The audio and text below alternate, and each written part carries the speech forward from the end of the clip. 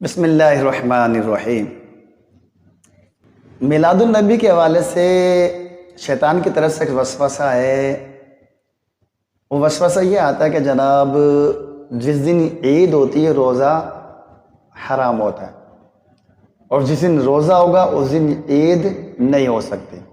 تو اب ان سے ہمارا یہ سوال ہے کہ جناب آپ نے جو یہ اصول بنایا کہاں سے بنایا؟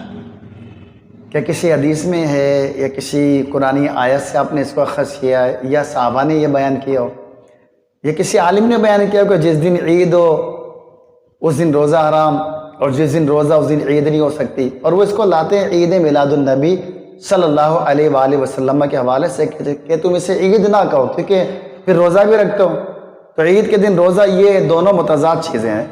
تو آج ہم سمجھیں گے کہ واقعی یہ متضاد ہے یا شیطان کا وسوسہ ہے۔ تو سنیے، جب یہ آیت کریمہ نازل ہوئی نا، جب نبی کریم علیہ السلام نے حج فرمایا الیوم اکملت لکم دینکم، کہ میں نے آج کے دن تمہارے لیے تمہارے دین کو مکمل کر دیا، ایک یہودی نے کہا ابن عباس سے کہ اگر یہ آیت ہمیں ملتی تو ہم اسے عید کا دن مناتے۔ بھئی اگر عید کا دن منانا ناجائز ہوتا تو ابن عباس منع کر دیتے، ہمارے ایسا کوئی سلسلہ نہیں ہے بھائی، دو عیدیں، عید الفطر عید الاضحیٰ، بس۔ انہوں نے تو کوئی ایسی بات نہیں کی۔ کئی احادیثی کتب میں یہ روایت موجود ہے۔ اگر اس طرح عیدیں منانا ناجائز ہوتا تو ابن عباس منع کر دیتے کہ ہمارے بھائی اسلام میں اس کی کوئی راہ نہیں ہے اور کوئی اس کی کوئی اہمیت نہیں ہے۔ لیکن انہوں نے کیا جواب دیا کہ جس دن یہ آیت کریمہ نازل ہوئی اس دن دو عیدیں تھی۔ بھائی دو عیدیں کیا تھی؟ آپ جانتے ہیں نا کہ یوم عرفہ کو جس دن سرکار نے حج کیا تھا دن جمعے کا دن تھا، جمعہ عید، اور دوسرا 9 ذوالحجۃ الحرام، یہ عید کا دن، یہ بھی عید ہے۔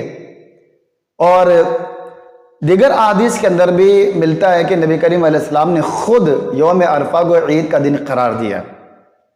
ابن عمر بھی کہہ رہے کہ یہ عید کا دن ہے۔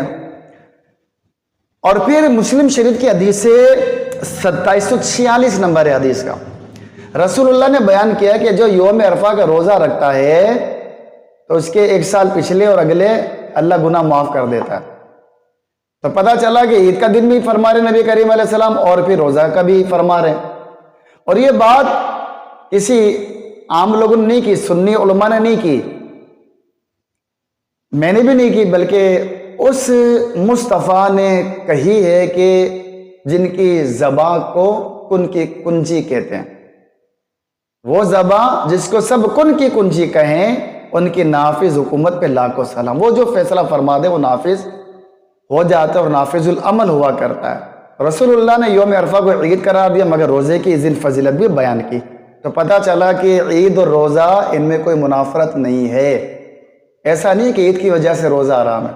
یہ پتہ نہیں کون سی دور کی کوڑی لائیں اور کیا دماغ میں بھوس بھر گیا ہے، اور کیا ایسی بات ہو گئی ہے کہ جناب میلاد النبی صلی اللہ علیہ وسلم کو نہ ماننے کے لیے، یعنی اسے عید نہ کہو، پتہ نہیں کون سے دلائل لا رہے ہیں۔ کچھ پڑھا ہوتا، سمجھا ہوتا تو انشاءاللہ راہ نصیب ہو جاتی، لیکن کیا کریں بس نصیب کے، کہ جن کے مقدر میں ہوتا ہے نا میلاد منانا، تو بھائیوں سمجھ لے کہ مقدر والوں کے نصیب میں لکھا